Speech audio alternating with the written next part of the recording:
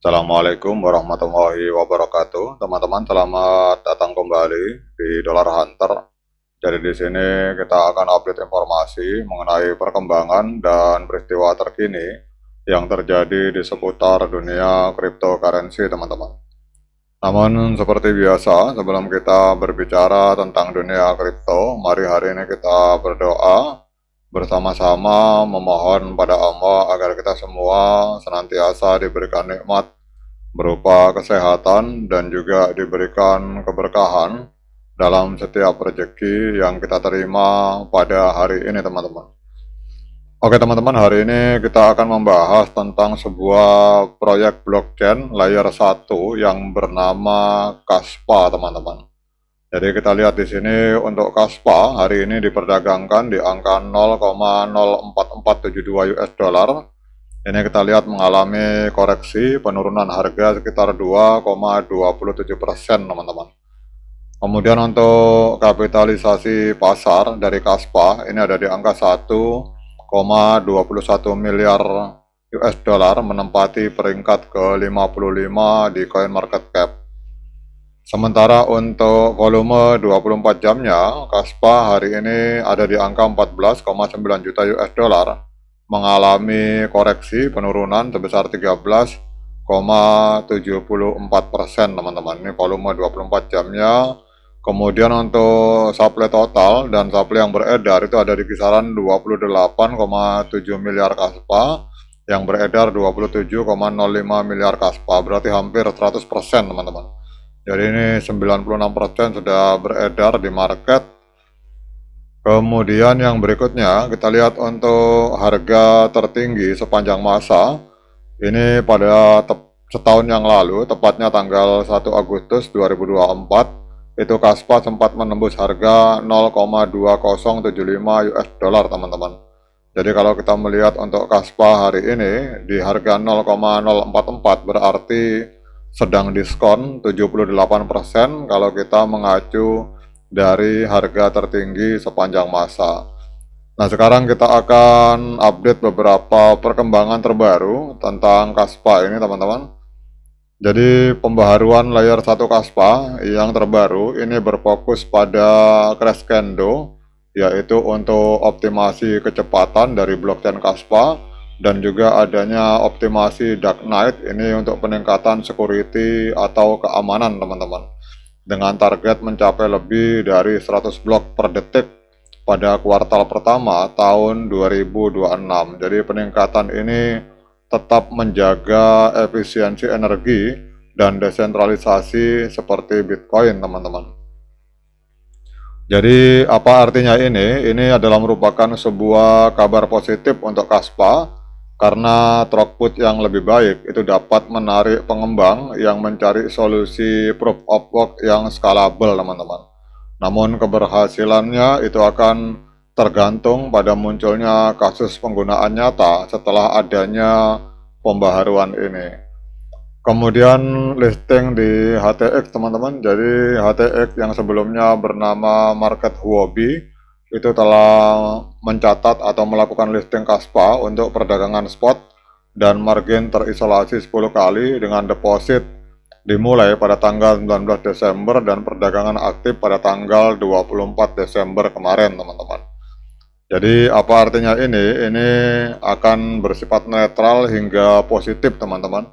Jadi basis pengguna HTX yang lebih dari 15 juta pengguna itu akan meningkatkan aksesibilitas meskipun volume perdagangan 24 jam Kaspa yang ada di kisaran 33 juta US dollar itu masih tergolong moderat setelah adanya listing, teman-teman. Namun penggunaan leverage itu akan dapat meningkatkan volatilitas harga, teman-teman. Jadi inilah beberapa informasi tentang Kaspa, dan developernya juga mengadakan hackathon, teman-teman. Jadi hackathon ini biasanya diadakan untuk mengembangkan ekosistem dari Kaspa, teman-teman. Jadi kalau kita melihat di sini, Kaspa ini adalah sebuah proyek kripto proof of work yang menerapkan protokol Ghost Duck. Jadi tidak seperti blockchain tradisional.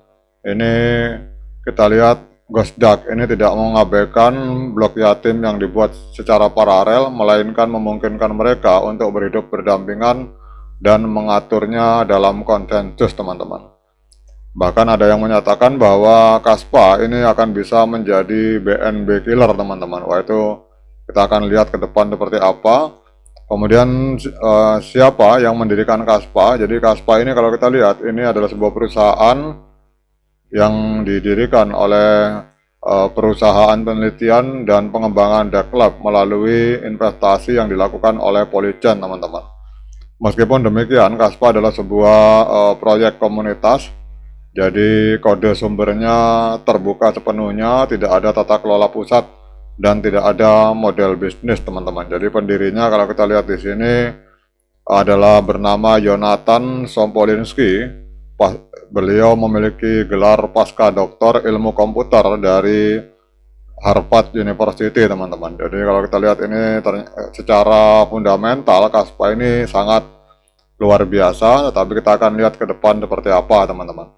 Nah, sekarang kita akan melihat untuk tren Kaspa pada hari ini. Jadi kalau kita lihat di sini untuk tren secara time frame hari, Kaspa ini trennya masih tren penurunan, teman-teman, karena kita lihat harga masih berada di bawah EMA 13 dan EMA 21 di time frame hari, teman-teman. Kemudian yang berikutnya kita akan melihat untuk sinyal hari ini berdasarkan analisa dari TradingView. Jadi dalam pantauan TradingView, Kaspa ini hari ini diperdagangkan di angka 0,044777 di market MACD. Kemudian kita lihat untuk sinyal moving average pada hari ini sinyalnya adalah strong sell, teman-teman, karena kita lihat di sini mayoritas indikator moving average ini menunjukkan sinyal sell. Jadi SMA 200 masih penjualan, sell, EMA 200 juga sell, kemudian SMA 100 juga sell. Jadi mayoritas masih strong sell, penjualan yang sangat kuat.